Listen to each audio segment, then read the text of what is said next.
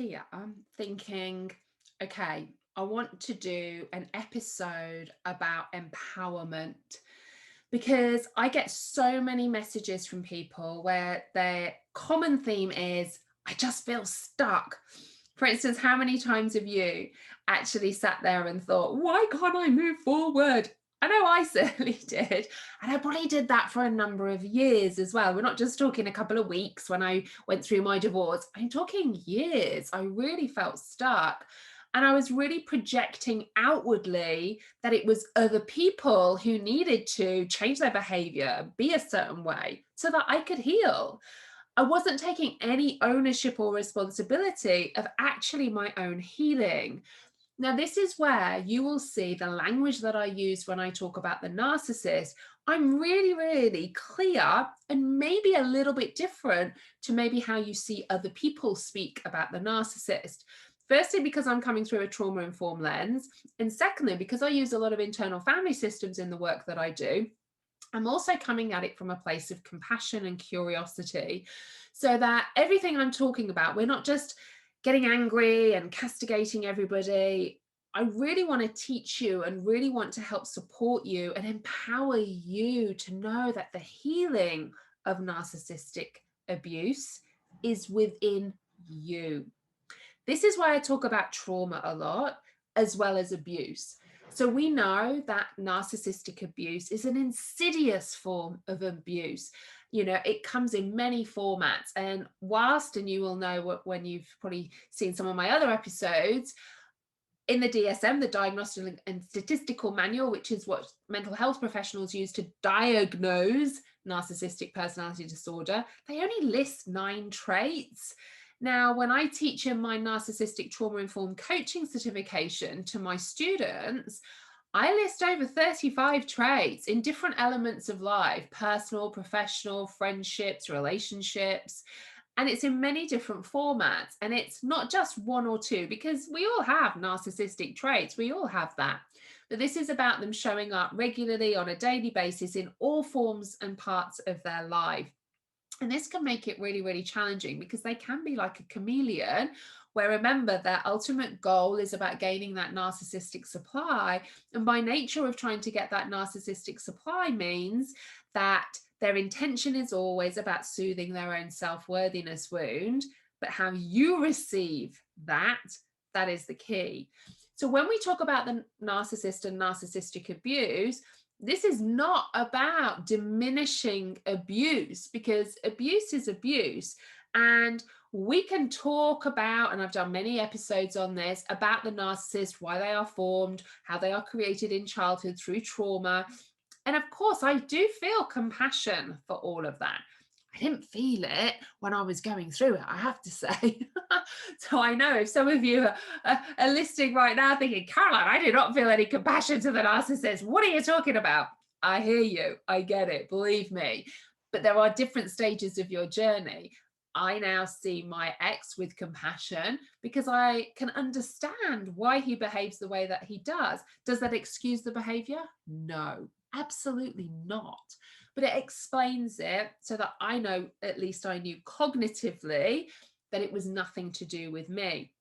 A lot of the work that I do in my communities and in my narcissistic trauma recovery program and in one-to-ones, it's about making sure in the body you know that. So you receive in your body, it isn't because of you either.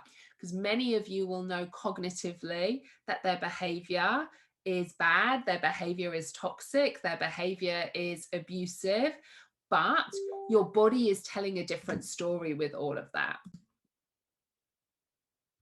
So I do understand that if you're not feeling that compassion, don't worry. Okay, this is a process.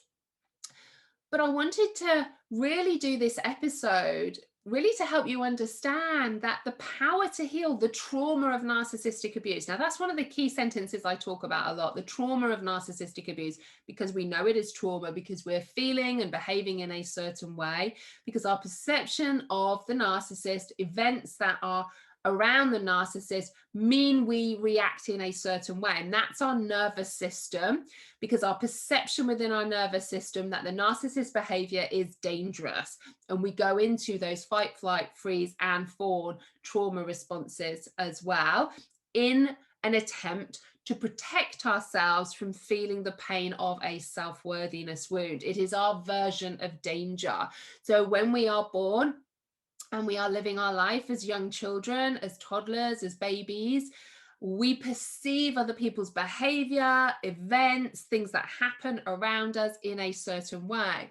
And if at stages or lots and lots of times we start to feel a certain way because of how somebody is behaving, this forms what I call a self-worthiness wound. And that self-worthiness wound then gets wired in. And when we felt that self-worthiness wound, our system was almost like, oh my goodness, this is really, really painful. I never want to feel like this ever again. So everything then becomes about trying to stop you from feeling that self-worthiness wound. Hence why all of those protector parts will come up for you. People pleasing, perfectionism, addiction, eating disorders, dissociation, I mean, a whole host of them, lots and lots of protector parts, but they are all there with a good intention for you of trying to distract and soothe you away from feeling that self-worthiness wound. Yes, if you're an addict, yes, if you self-harm, yes, if you have an eating disorder or even people please or procrastinate or perfectionism, you know, if that is how you're living your life, you know you don't want to live your life necessarily like that. But your system thinks, yeah, but you know what? It's safer than something else. Your system keeps you in a place where it thinks you are safer, less pain than something else.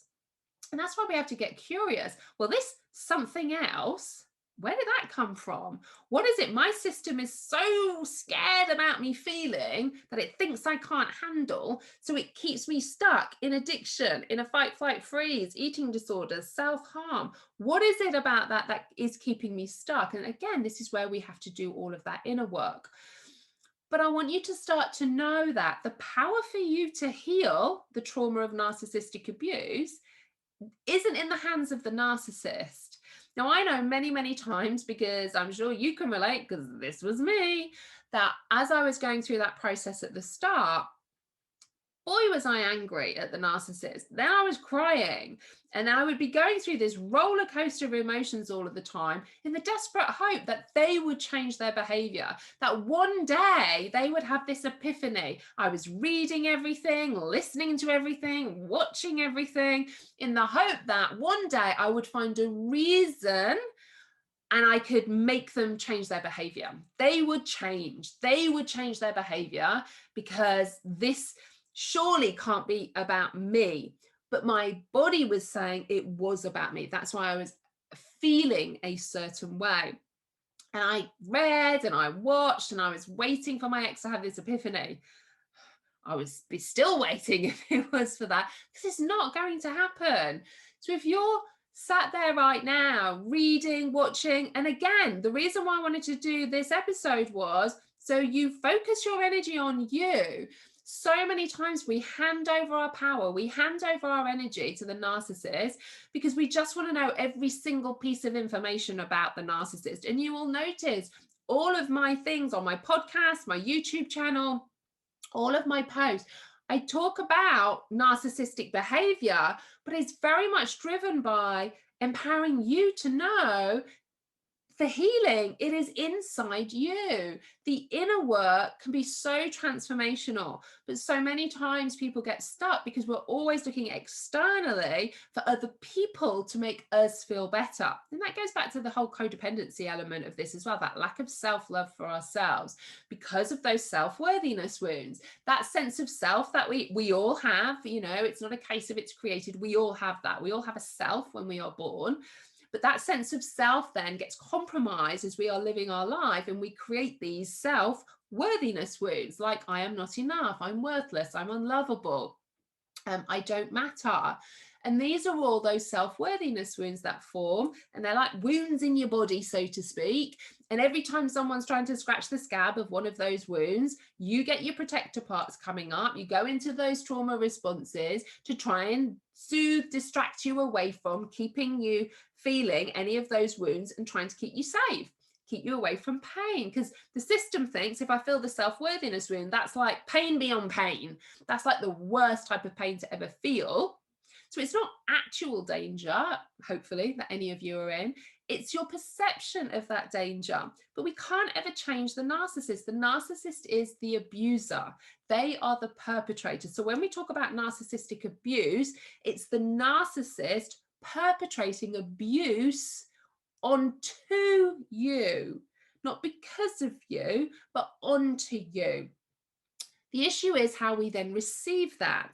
So at the moment, if you're still feeling like you're in those trauma responses, you are then receiving the abuse in the form of, it must be something to do with me. Because remember, trauma isn't about events, people, okay? It's about what you say to yourself about those events or people. So my ex-husband, not changed his behavior at all, still the same. But I don't feel the same when I'm dealing with him or when I'm talking about it, okay? It's completely different because initially I was receiving his behavior of, oh, he's behaving like this because I'm not good enough. Now when I receive his behavior, I know I'm good enough because I know he's projecting his pain and hurt because of his self-worthiness wounds onto me. It's never because of me. So I want you to start to know that trauma isn't the narcissist per se. Trauma is what you hold in your body and what you say to yourself about that, and get curious about where has that come from, because that won't be the starting point of all of that, but that will be somewhere in your past that has set your sail, so to speak, for you to feel in the present with the narcissist a certain way. I know if I think about my two sisters, for instance, they would never have ended up in a narcissistic relationship. They just wouldn't. So why did I? Because of my perception, particularly of my father's behavior. My mum was highly codependent as well. So that sense of self for me was really compromised. You know, my mum's sense of worth very much came from being a mum, which, you know, she was an amazing mum when she was alive. So loving, but she was always looking for that external approval and validation for everybody else to give her that sense of worth. And that's how I then was. So of course, if I would then been informed via my mum that I need to seek external validation and approval from others, and then you factor in my dad who wasn't capable of showing that because of his childhood, then you can start to see the dynamics then of why then I then attracted toxicity into my life with narcissistic friends and relationships as the years progressed, and ending up being married to one for 14, 15 years, because my sail had been set to attract those types of people, because my protector parts of my self-worthiness wound then were things like people pleasing, perfectionism, high achieving. Now a narcissist will love a people pleaser because I'm going to give, and they're going to take, because by doing that, it was kind of soothing my self-worthiness wound, because then they behave in a certain way. And equally, the narcissist self-worthiness wound, by taking because I was giving, was soothing their wound. Hence why we say the narcissist and a codependent are like a magnet to each other. The problem with that is that's never going to last like that with a narcissist, because they're always going to be searching for that narcissistic supply. So the power to heal the trauma of narcissistic abuse is in you. So we know, remember, narcissistic abuse, the abuser is the narcissist. They're the perpetrator of the abuse to you. The power for you to heal is, how do you receive that? Do you receive that in a trauma response because of your perception of their behavior, which has come from your past experiences? Or are you receiving that coming from a place of self, knowing it's nothing to do with you, no reflection of you, this is all about them? I would love to know what you think. Can you relate to any of this? Does this really start for you to realize that the power to heal is in you? So many of us wait so long for other people to fix us, for people to change their behavior, seeking that external validation, approval.